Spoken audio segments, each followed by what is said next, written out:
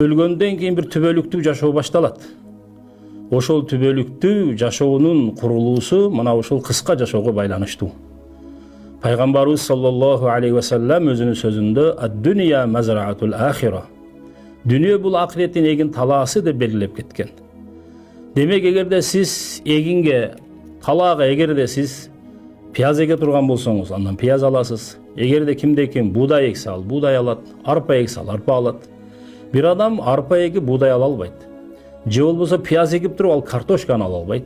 Эмне эксе мына ошону алат. Кандай көчөт отургузса мына ошол өсүп чыгат.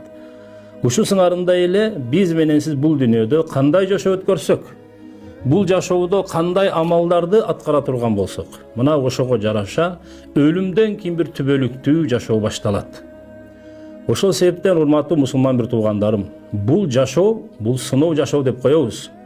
Бул өтө көңүл буруп, даярданып жашай турган бул жашоо. Өлгөндөн кийинки түбөлүктүү жашообуздун курулуусу үчүн Кудай Таалам, Аллах Таалам бул жашоону биз менен сизге берди. Албетте, жашоо бул сыноо, биз айтып коебуз, жашоо бул сыноо. Бул жашоодо ар бир адам сыналат. Бай да сыналат, кедей дагы сыналат, эркек дагы, аял дагы. Ар бир инсанды Аллах Таала бул жашоодо сынайт.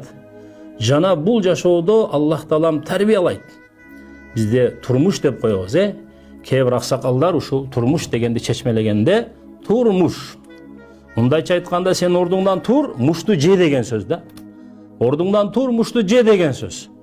Демек бул жашоодо баарыбызга муштум тиет. Баарыбызга ошол муштунун соккусуна баарыбыз чыдап, ошонун буйтап, ошону тийгизбей, бул жашоодо ийгиликке жетүү мына ошол инсандын кыйындыгы.